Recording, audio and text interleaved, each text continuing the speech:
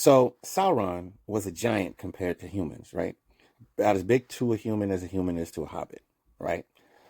But when Sauron lost his ring, the ring shrunk to fit on the finger of a human. There's a scene in Lord of the Rings where the ring shrinks. What do you think that represents? What do you think that represents? Of course, it's a vagina. What do you think the invisibility represents? The invisibility represents the fact that all the calamity that ensues after you put the ring on has no attribution or is not traced back to what was done in the dark. Therefore, the criminal and the criminal act go unseen. And this is why, for the third day in a row, I'm telling you that that's all a metaphor for the fact that we are shameful, we hide selfish sex, and set our kids up. If you go back to yesterday's video and the day before video, you can catch up. But I'm trying to tell you, it's not dumb other people fault over there, okay? If you don't get this message about how critical sexual attitudes are for harmony in our world, for harmony in our world is dependent on harmony in our families. And harmony within our families is dependent upon harmonizing the act of making humans with some sort of principle. Now, if you harmonize the act of making a child with calamity or throwing, sex to chance and stuff like this, you are undermining the future family and undermining the society. Now, a lot of you don't even want to be here taking this heat, okay? You would rather go to the fiery place, maybe getting licked by flames in hell. It'd be more comfortable for you because you've been told a lie that all that ass you've been getting on the weekends, all that ass you've been getting on, little Tinder hookups and all that stuff is inconsequential. And if you took me seriously, you realize how freaking delinquent you are with your responsibility to take care of the future of the planet, of the future of the family, of the future of the bloodline, of the future of the nation. But you throw caution to the wind on behalf of the will of our entire citizenry for our own posterity. I am not kidding. I am not kidding. You wish that sex was just a joke, that, oh, boy, I had fun last night. This is what you wish. It's just not true. It's never been true. It's never been true. So, like I told you, when the single parent rate goes up past 30, we can sort of stomach before 30%. But after that, it's the kids who who are in deficit, love deficit. Okay. They extract what's missing from the community. Okay. Your little private little ass getting act behind closed doors. Okay. It affects the community.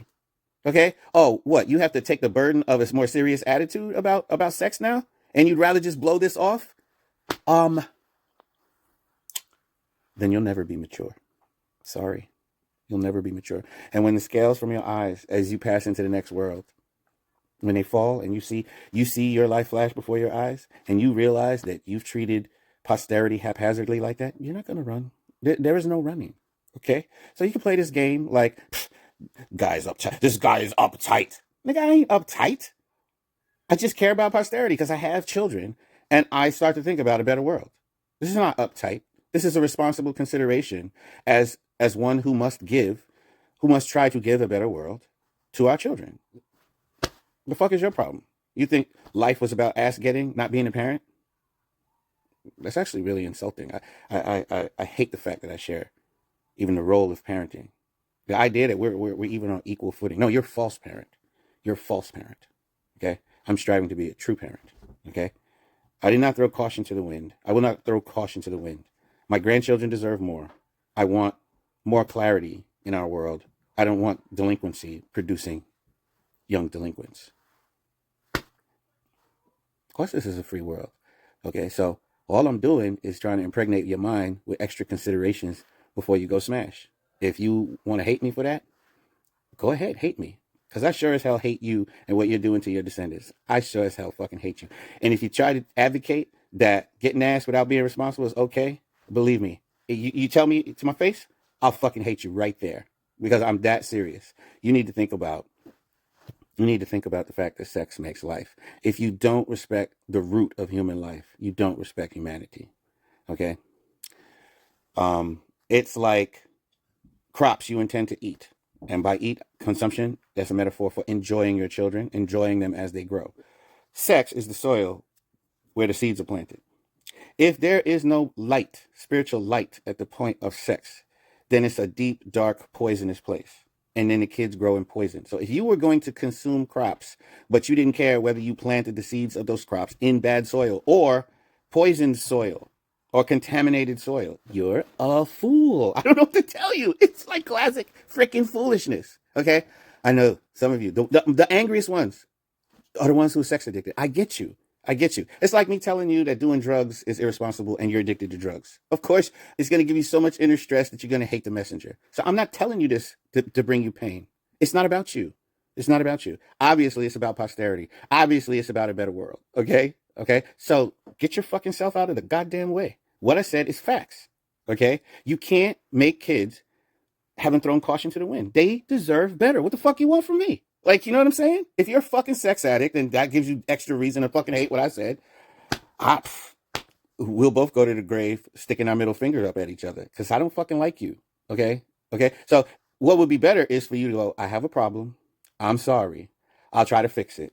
But you make a lot of sense. Why don't you try to go out like that instead of being an advocate for the devil? You know what I'm saying? You know what I'm saying?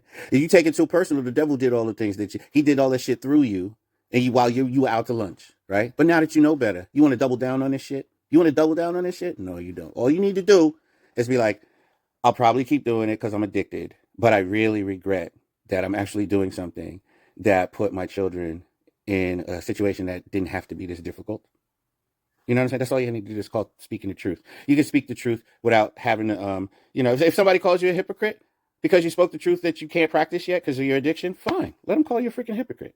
You know, if you smoked, but you don't want your kid to smoke, you going to let them shut you down your don't smoke message to your own kid on the grounds that you're a hypocrite? I love that old commercial, that public service announcement where the guy says, I smoke.